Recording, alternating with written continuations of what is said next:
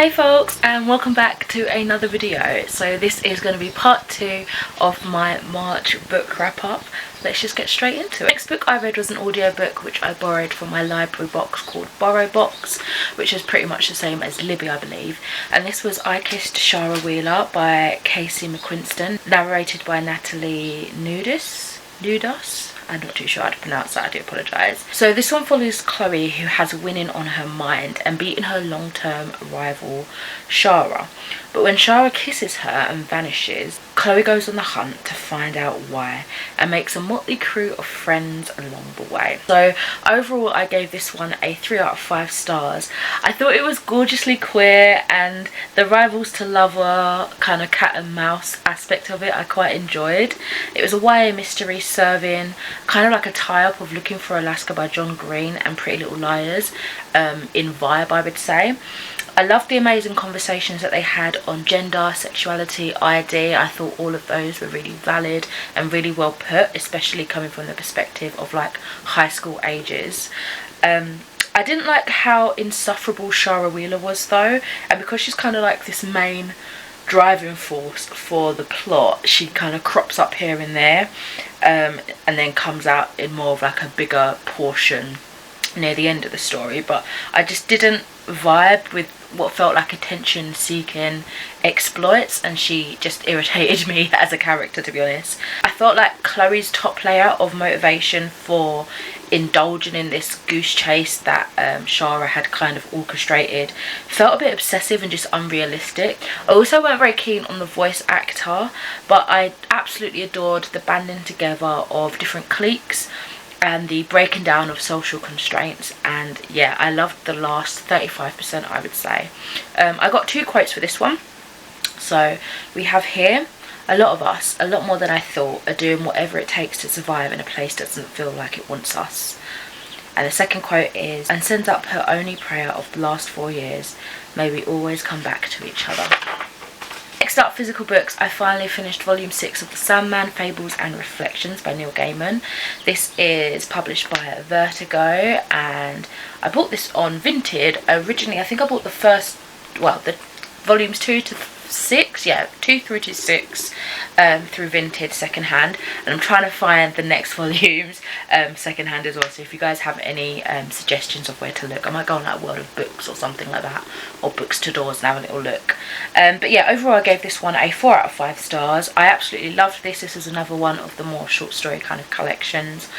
Some more memorable stories for me were Fear of Falling, which was the first short story before our introduction, 3 Septembers and a January. I absolutely just love that title as well, but the story was really awesome. And Ramadan. I had quite a lot of quotes from this, so I'm just going to pick a random one. "It is sometimes a mistake to climb. It is always a mistake never even to make the attempt." And I'm pretty sure that was a quote from Fear of Falling. Okay, back on the audiobook kick, I read Secret So Deep by Ginny Myers Sane, narrated by Valerie Rose Lohman.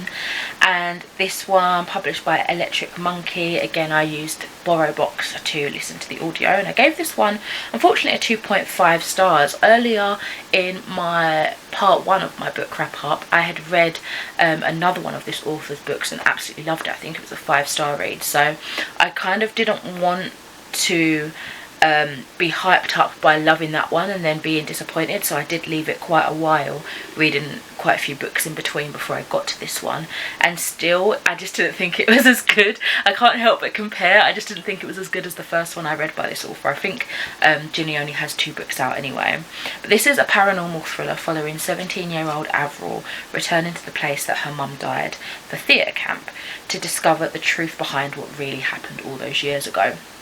And with this, I just struggled to get into this. I think it was due to the theme, which was quite a main concept of it for a long time, being, you know, summer camp, and, you know, the main character's hobby being theatre, which I just wasn't really interested in. So straight off the bat I had that disconnect, and I couldn't connect really with the main character. But I did get more invested once Avril's history and the ghost story became more prevalent within the narration, and I sort of got a bit more hooked to them.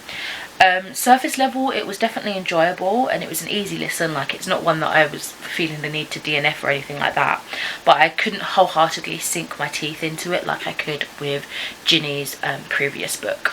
Another physical book, this one was Junji Ito's Frankenstein, and I've actually been doing a reading vlog, reading mainly Junji Ito, but just graphic novels and manga in general, so I won't go into too much about this. But this one's published by Viz Media, and it's Ito's interpretation of Frankenstein, plus it's got bonus content including 6 short stories following Oshikiri, who lives in a mansion that's attached to this creepy parallel world. And overall I gave it a 4 out of 5 stars, but as I say, I've got a vlog coming out if you want to know a bit more about my thoughts on that. Back to the audiobooks again. This one, published by Harper Audio, was The Book of Living Secrets by Madeline Rue, narrated by Karen Marcin, and this one I gave a 4 out of 5 stars. We are following best friends Adele and Connie, who transport themselves into the world of their favourite book, Moira, only to encounter this sinister alternative reality that awaits them between the pages. This was like the Land of Stories meets 1,000 Doors of January combined, which I really enjoyed because I love both of those books. Well, the Land of Stories by Chris Colfer is a series, but The 1,000 Doors of January is a single standalone book, but both of those I absolutely adored, and I felt like this married the two in quite an interesting way. But I went into this with really no expectations, and I came out having an absolutely fantastic time.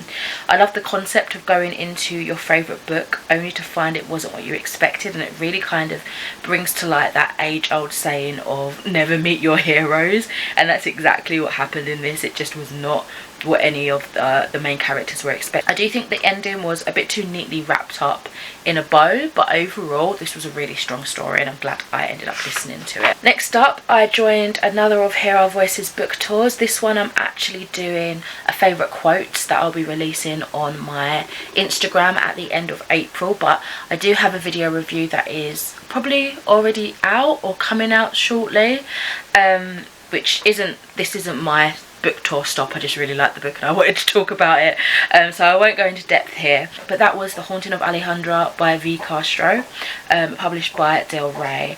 And in this story we're following Alejandra, who is haunted by the Mexican folk demon La Llorona, as she unravels the dark secrets of her family history in this ravishing and provocative horror novel. And I gave this one a 4 out of 5 stars, so if you do want to hear more about that, the plot and my thoughts and feelings and overall review, do check out that book review that I have on my YouTube channel. Another audiobook. I have been really loving audiobooks in March, can you tell? I finally picked up 5 Survive, which was Holly Jackson's new release, and this one was narrated by Emma Galvin. I actually had the physical book that my friend from work loaned me, but I didn't end up reading it physically. I found it on BorrowBox and I decided to just listen to it. So this one is following a group of friends who are on their way to spring break. They're heading off on like a little road trip, however a sniper targets them, and it begins a dangerous play of cat and mouse as the group desperately tries to get help and figure out this secret that the sniper is communicating to them that they need to know. So I ended up giving this title 3.5 out of 5 overall. It was great entertainment, but it did take me a few chapters to get really sunk into it, but after that it was pretty riveting. I was so shocked though by how violent the situation got, but it definitely amplified the realism of this kind of hostage situation. Although I felt a bit meh at the big reveal, once it fleshed out some and I gave it that chance to kind of connect and make sense, I was very appreciative of all the threads that connected overall together to make a really satisfying and solid conclusion. So yeah, really enjoyed that YA thriller.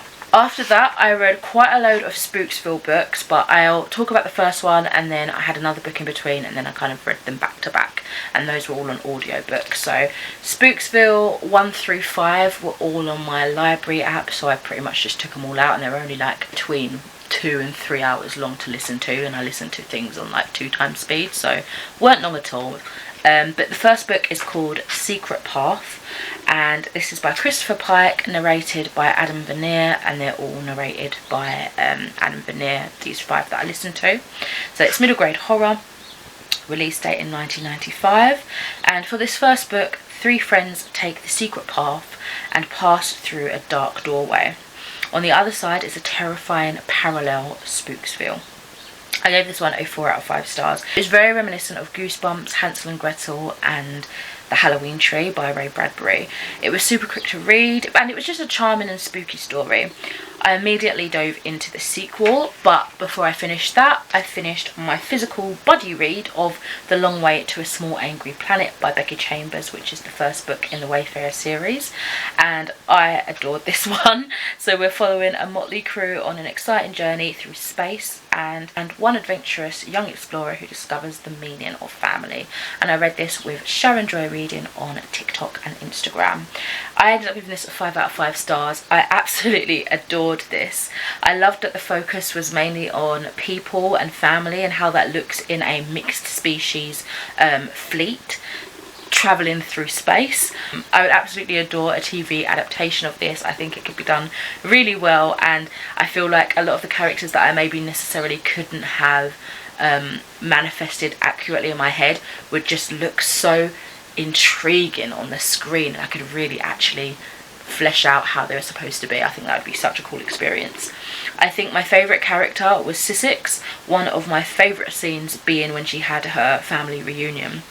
And I did have a couple of quotes from this, but I will just read one. "Not blame ourselves for the wars our parents start. Sometimes the very best thing we can do is walk away." Ain't that the truth? Okay, and now I'm going to blitz through all the Spooksville books that I consumed. So this is going from number 2 to number 5. So number 2's title was The Howling Ghost, and this one follows again the same 3 friends, but they team up with Cindy to find her little brother that got kidnapped by a ghost.